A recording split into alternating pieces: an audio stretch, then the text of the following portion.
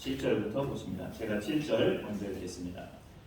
나의 하나님 여호와여, 주께서 종으로 종의 아버지 다윗을 대신하여 왕이 되게 하셨사오나 종은 작은 아이라 출입할 줄을 알지 못하고 주께서 택하신 백성 가운데 있나이다. 그들은 큰 백성이라 수요가 많아서 셀 수 없고 기록할 수 없사오니 누가 주의 이 많은 백성을 재판할 수 있사오리이까. 듣는 마음을 종에게 주사 주의 백성을 재판하여 선악을 분별하게 하옵소서. 솔로몬이 이것을 구하매 그 말씀이 주의 마음에 든지라. 이에 하나님이 그에게 이르시되 네가 이것을 구하도다. 자기를 위하여 장수하기를 구하지 아니하며 부도 구하지 아니하며 자기 원수의 생명을 멸하기도 구하지 아니하고 오직 송사를 듣고 분별하는 지혜를 구하였으니 내가 내 말을 구하여 내게 지혜로 조명한 마음을 주노니 내 앞에도 너와 같은 자가 없거니와 내 뒤에도 너와 같은 자가 일어나니 없으리라. 내가 또 네가 구하지 아니한 부귀와 영광도 내게 주노니 내 평생의 왕들 중에 너와 같은 자가 없을 것이라. 내가 만일 내 아버지 다윗이 행한 같이 내 일을 행하며 내 법도와 명령을 지키며 때로 내 날을 길게 하리라. 15절 같이 읽습니다. 솔로몬이 깨어보니 꿈이더라. 이에 예루살렘에 이르러 여호와의 언약궤 앞에 서서 번제와 감사의 제물을 드리고 모든 신하들을 위하여 잔치하였더라. 아멘. 우리가 기도할 때 내 욕심을 구하는 것이 아니라 하나님의 뜻을 구하는 것이 기도다라는 것은 성경의 말씀을 통해 우리가 잘 알고 있습니다. 그러면 성경의 인물 중에서 그렇게 하나님의 뜻을 구하는 기도를 드린 사람이 누군가 했을 때 오늘 말씀에 나오는 솔로몬이 그 대표적인 인물인 것을 우리가 함께 생각해 보고자 합니다. 하나님께서 솔로몬에게 응답하신 그 내용 자체를 보면 우리가 읽었던 말씀 중에 11절에 하나님이 그에게 이르시되 네가 자기를 위하여 장수하기를 구하지 아니하며 부도 구하지 아니하며 자기 원수의 생명을 멸하기도 구하지 아니하고 오직 송사를 듣고 분별하는 지혜를 구하였으니 하면서 하나님이 마음에 들었다는 표현으로 이렇게 흡족하게 말씀하시는 것을 보게 되죠. 그러면서 12절에 네 말대로 네게 지혜롭고 총명한 마음을 주노니 네 앞에도 너와 같은 자가 없었지만 네 뒤에도 너와 같은 자가 일어남이 없을 것이라고 또 귀한 축복의 말씀까지 들려주고 있는 것을 보게 돼요. 부귀와 장수, 그 다음에 대적자들의 멸망, 이것은 한 나라의 군주라면 누구나 다 그것을 소망하죠. 자기가 통치하는 기간 동안에 불안하면 안 되니까. 그 주변 나라들이 언제 엄습하고 쳐들어올지 모르는 상태에서 군주가 되면 그 군주는 늘 잠자리가 불편하겠죠. 그래서 늘 이렇게 먼저 정말 일반적인 군주 같으면 하나님이 나타나셔서 네 소원을 말해봐라 내가 들어주겠다라고 하나님이 말씀하신다면 일반적인 군주라면 나라의 평안과 안정, 그 다음에 대적자들의 멸망 이런 것들을 정말 하나님 말씀하신 것처럼 그렇게 구할 수 있겠죠. 그런데 솔로몬은 백성의 송사를 듣고 그때마다 분별할 수 있는 지혜를 달라고 그것을 구했습니다. 이거를 구하는 솔로몬의 모습이 하나님께 어떻게 보였을까? 10절에 간단한 말씀이죠. 솔로몬이 이것을 구하매 그 말씀이 주의 마음에 든지라. 하나님 마음에 들었다고. 다윗을 보니 내 마음에 합한 자라는 그 말씀처럼 솔로몬이 구한 기도 제목도 하나님 보시기에 그 마음에 들었다고 이렇게 표현하고 있는 것을 보게 돼요. 그래서 하나님의 응답은 우리가 이미 조금 전에 읽었지만 솔로몬이 구한 지혜뿐만 아니라 그가 구하지 않았던 부귀와 영광도 풍성하게 주십니다. 마치 예수님의 말씀처럼 너희가 먼저 그의 나라와 그의 의를 구하면 이 모든 것은 너희에게 더하실 것이라는 그 약속처럼 하나님이 솔로몬을 샘플로 그렇게 그가 구하지 않은 것까지 넘치도록 주신 그런 하나님이신 것을 우리가 보게 되죠. 그러면서 거기에 이제 최상의 약속의 말씀까지 얹어주시는 거죠. 네 앞에도 너와 같은 왕이 없었지만 네 뒤에도 너와 같은 왕은 일어남이 없을 것이다라고. 너는 전무후무한 최고의 왕이 될 것이라고 그렇게 말씀까지 얹어주셔요. 솔로몬이 하나님이 기뻐 받으시는 기도를 올릴 수 있었던 것은 그의 아버지 다윗에게서 배운 신앙이 그에게 큰 영향을 끼쳤습니다. 오늘 말씀은 7절부터 읽었지만 6절에 보시면 솔로몬이 하나님께 이런 아뢰음을 표현하죠. 솔로몬이 이르되 주의 종 내 아버지 다윗이 성실과 공의와 정직한 마음으로 주와 함께 주 앞에서 행함으로 주께서 그에게 큰 은혜를 베푸셨고 주께서 또 그를 위하여 이 큰 은혜를 항상 주사 오늘과 같이 그의 자리에 앉은 아들을 그에게 주셨나이다. 이렇게 솔로몬이 고백을 합니다.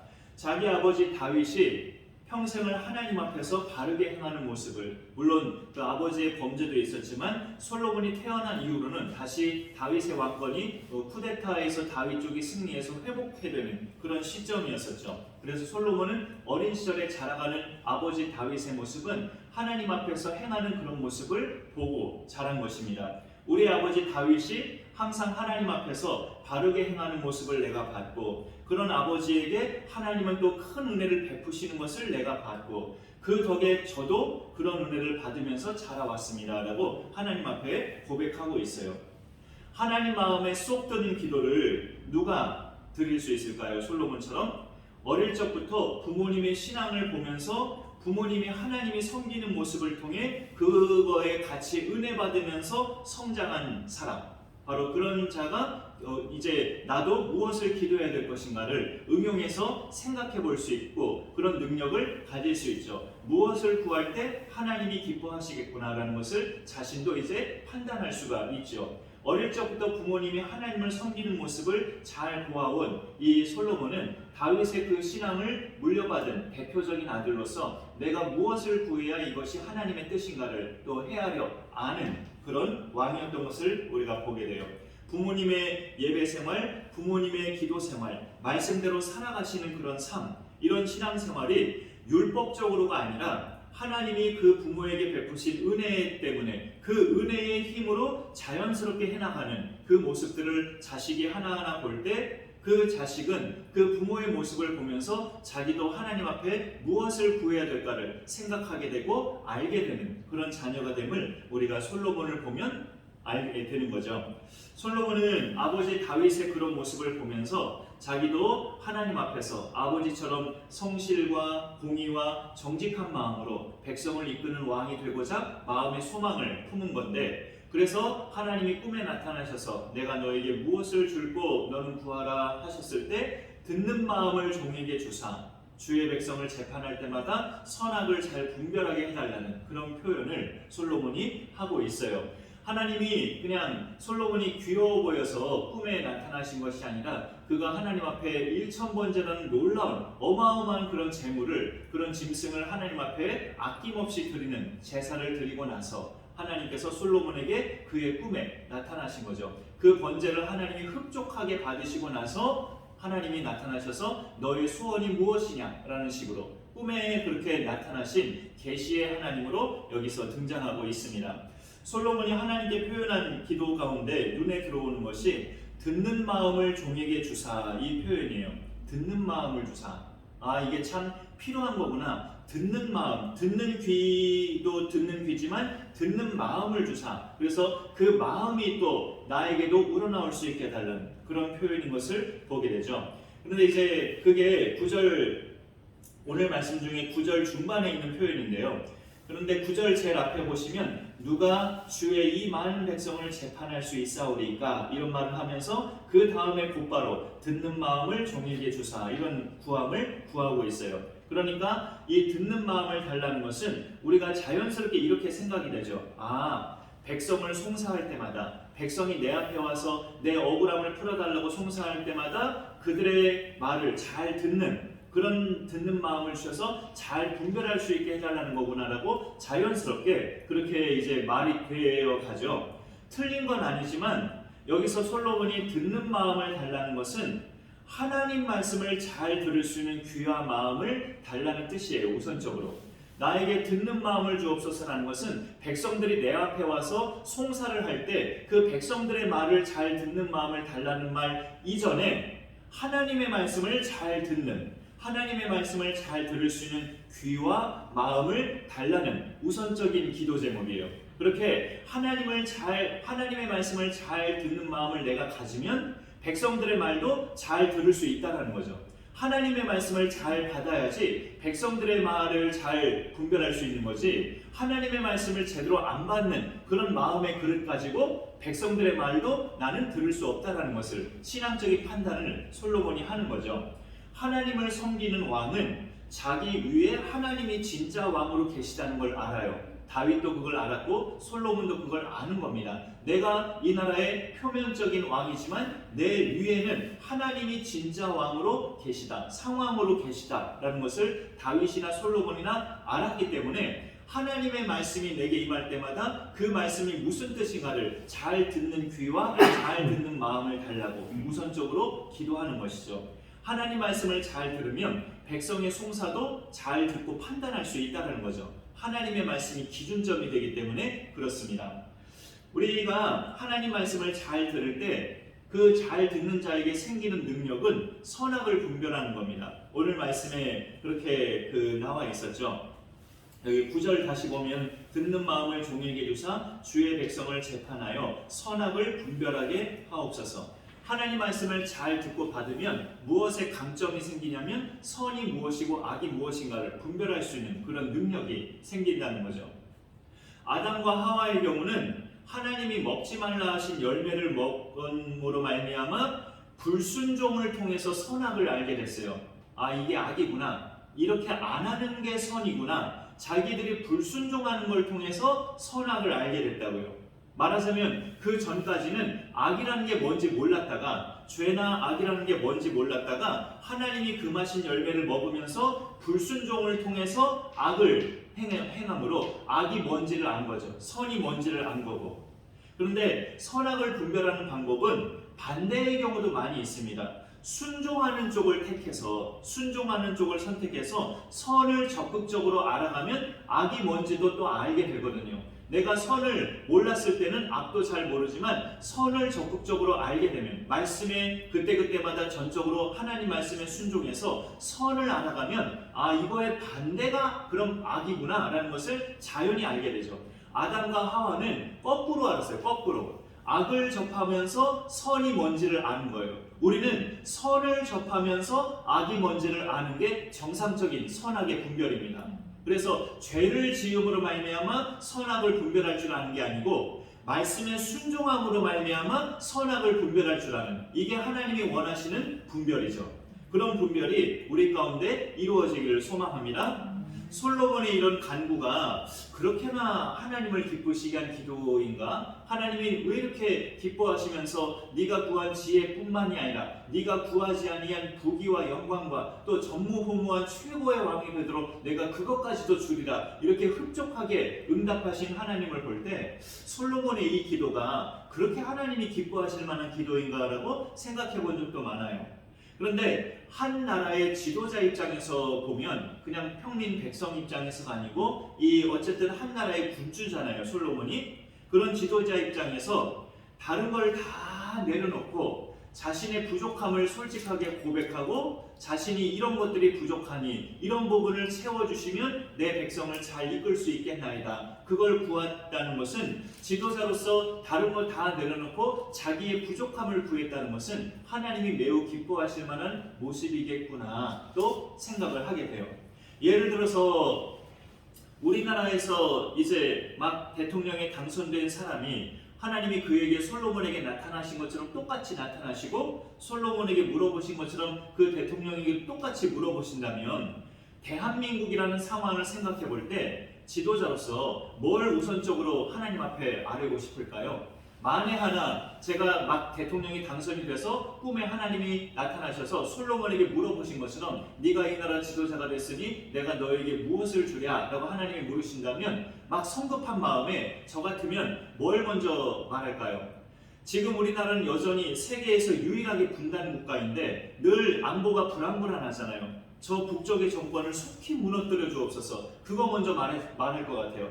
그거 먼저 말하고, 우리나라 대한민국이 이 민주주의 체제에서 통일 강대국을 이루어서 적어도 세계 3대 강대국이 될 수 있게 되는 그런 야심찬 것들을 구할 것 같아요, 제가 지도자라면. 그리고 적어도 믿는 자니까 우리나라 한국교회, 한국교회 위상이 지금 바닥에 떨어졌는데 다시금 회복돼서 이 나라의 비기독교인들도 기독교인들을 다시금 존경하고 세계 모든 나라가 한국교회를 높이 살 수 있는 그런 한국교회 위상을 회복해달라고 그런 것들을 하나님 앞에 말할 것 같아요. 그리고 임기 동안 공약했던 거, 임기 동안 이렇게 내가 하겠다고 공약했던 것을 다 이행할 수 있게 해달라고, 그래서 국민들에게 신임을 얻는 최고의 대통령이 되게 해달라고 그런 것들을 구할 것 같아요. 솔로몬은 그런 야심과 관련된 기도 제목을 다 내려놨어요. 다 뒤로 하고 자기의 부족함을 하나님 앞에 아뢰면서 그 부족함에 필요한 것들을 구하는 기도 제목을 아뢰었다는 거죠. 자기의 부족함을 먼저 하나님 앞에 아뢰는 기도도 해요.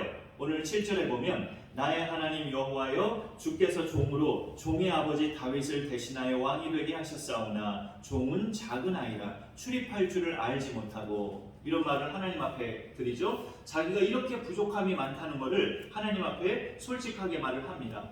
출입할 줄도 제대로 알지 못하는, 왕국 내에 이렇게 출입하면서 그 모든 사람들의 분위기나 눈치, 그 다음에 어떤 그 흐름들 이런 것조차도 자기는 아직 모르는 그런 연소자라는 거죠. 이 많은 그런 주의 백성을, 국내의 그런 출입도 제대로 눈치도 못 채는 그런 이 어린 내가 이 많은 주의 백성을 어떻게 재판할 수 있습니까? 저에게 지혜를 주옵소서. 자기의 부족함을 잘 안다는 것을 오늘 솔로몬이 어떤 고백을 하면서 또 그게 연결이 되어 있냐면, 자기가 통치할 이스라엘 나라 백성이 어떤 백성인지를 이 솔로몬이 알아요. 하나님이 택하신 백성이라는 걸. 오늘 말씀 속에 은근히 그런 것들이 많이 나오고 있는데요. 먼저 큰 백성이라는 표현을 합니다. 8절에 주께서 택하신 백성 가운데 있나이다. 그들은 큰 백성이라 하면서 9절에도 누가 주의 이 많은 백성을 주의 백성이라고, 주님의 백성이라고 이렇게 표현하고 있습니다. 수적으로도 이 나라 이제 백성의 규모가 수적으로도 아버지 다윗의 후반기 때 인구조사 했잖아요. 그래서 하나님이 징계도 내리셨지만 하나님이 원치 아니하신 인구조사라서, 근데 인구조사한 덕분에 그 수치가 나왔죠. 장정만 130만 명. 장정만 130만 명으로 집계가 됐어요. 부녀자들, 노년들, 어린아이들 다 빼고 전쟁에 나갈 수 있는 장정만 12지파를 집계했더니 130만 명. 그것도 요압이 대충 했는데도 130만 명이 나왔던 거예요. 모세가 이스라엘 자손을 데리고 출애굽할 때 그때의 장정수는 60만이었는데 지금 다윗 시대에 2배 이상 증가된 규모죠. 그 규모를 솔로몬이 그대로 이어받아서 이스라엘을 계속 통치하고 있는데 규모적으로도 백성의 수가 굉장히 커졌고, 그런데 솔로몬이 이 큰 백성이라고 말한 이유는 그렇게 규모적으로 커진 것뿐만이 아니라 이 큰 백성의 의미가 뭡니까? 하나님의 백성이라는 거죠. 하나님이 택하신 온 세상 만민 가운데 하나님의 유일한 언약 백성, 하나님이 택하신 백성이기에 이 큰 백성이라는 표현을 하는 겁니다. 하나님께 속한 백성이기 때문에. 그렇게 자기가 섬길 백성이 하나님이 택하신 선민이었다는 걸 솔로몬은 알았기에 내가 어떻게 하나님의 선민들을 이렇게 감당할 수 있습니까? 저는 아직 작은 아이고 내 자신은 아버지 다윗에 비해서 부족한 것 투성인데 내가 어찌 하나님의 백성인 이 큰 백성을 내가 통치하며 섬길 수 있겠습니까?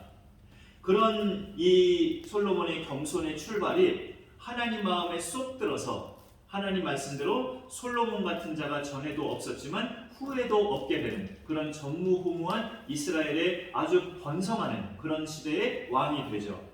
특별히 이스라엘 나라의 그 부강한 면에 있어서는 솔로몬 시대를 따라갈 그런 시대가 없었던 것을 보게 됩니다. 솔로몬 시대에는 은을 하찮게 여겼다는 그런 말씀까지 있잖아요. 모든 게 다 금으로 만들어져서 은을 하찮게 여겼다는 그런 말씀까지 있는 것을 볼 때 그의 시대의 부강함이 얼마나 참 이렇게 의리의리했는가를 우리가 생각해 볼 수 있죠. 솔로몬이 하나님께 구한 것을 오늘 말씀의 제목으로 이렇게 표현한다면 참된 지혜를 하나님 앞에 구했어요. 참된 지혜. 지혜면 지혜지고 참된 지혜가 있고 거짓된 지혜가 있는가 했을 때 그렇다기보다는 하나님께로부터 오는 지혜가 있고 또 세상적인 지혜가 있잖아요. 세상의 지혜는 자기가 잘 살게끔 유도하는 그런 지혜입니다. 내가 이 땅에서 이 치열한 경쟁에서 정말 잘 성공하고 단계적으로 내가 끝까지 승승장구하면서 내가 멋지게 1등의 사람이 되는 것이 세상의 지혜예요. 하나님의 지혜는 다른 사람들을 살리는 지혜입니다. 죽어져 있고 좌절해 있고 넘어져 있고 절망해 있는 다른 사람들을 살리는 지혜가 하나님께로부터 오는 지혜예요. 그게 참된 지혜인데 솔로몬은 바로 그 지혜를 구함으로써 하나님 마음에 그 기도 제목이 쏙 드셨던 거죠. 약한 자들을 다 눌러버리고 정상까지 잘 오르게 만드는 지혜가 세상의 지혜라면 약하고 억울한 사람들의 그 한을 풀어주는 지혜, 하나님의 말씀을 듣는 마음을 가져서 그 마음에서 판결하는 지혜, 이게 참된 지혜요, 하나님으로부터 받는 지혜입니다. 그래서 오늘 말씀이 15절까지였지만 그 다음 본문 16절부터 보시면 참 유명한 솔로몬의 재판 이야기잖아요. 그래서 옛날에 한때 예능 프로에서 솔로몬의 재판이라는 그런 프로도 있었죠. 텔레비전에서도. 창기 두 여자가 왕 앞에 아기 한 명을 갖다 놓고 서로 자기 아기라고 주장을 하잖아요. 아이의 진짜 엄마는 자기가 먼저 해산을 했고 옆에 이 여자는 그 뒤에 사흘 만에 해산을 했는데 이 여자가 밤에 자다가 자기 아들을 깔아뭉개는 바람에 자기 아들이 죽고 말았다. 근데 이 여자가 몰래 자기 죽은 아들을 내 옆에다 슬쩍 갖다 놓고 내 산 아들은 자기 옆에다 슬쩍 갖다 놨다. 이 산 아기가 진짜 내 아기다 하면서 왕에게 토로를 할 때 이 진짜 엄마가 이 진실을 말하자 가짜 엄마는 그 반대로 주장을 하죠. 아니다, 저 여자 거짓말하면서 반대로 주장을 해요.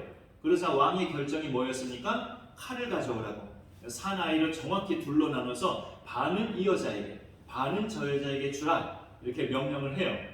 진짜 엄마가 그 순간에 마음이 불붙는 것 같아서 왕에게 막 성급하게 아뢰죠. 청하건대 내 주여, 산 아이를 저 여자에게 주시고 아무쪼록 이 아이를 살려주옵소서, 죽이지 말아달라고 그렇게 간청을 합니다. 근데 가짜 엄마는 내 것도 되게 말고 네 것도 되게 말고 그냥 나누게 하라, 이렇게 냉정하게 말을 하죠. 가짜 엄마는 왜 이렇게 말을 했을까요? 왜 이렇게? 왕의 명령이 그렇게 떨어졌거든요. 둘로 쪼개라고. 그러면 이 가짜 엄마는 상식적으로 생각해 볼 때 어명이니까 번복이 안 될 줄 아는 거예요.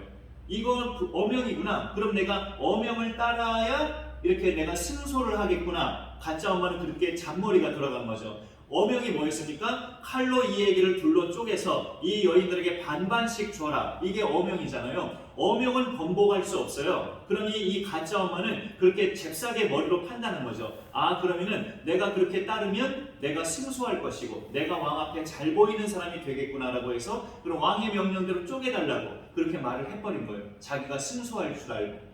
그러나 진짜 엄마는 뭐가 더 중요한 거예요? 승소보다 자기 아기의 생명이 더 중요한 거죠. 내가 이기든 지든 그게 지금 문제가 아니다. 내 아기가 죽게 생겼는데 이 아이를 먼저 살리고 보자. 이게 진짜 엄마의 마음인 거죠.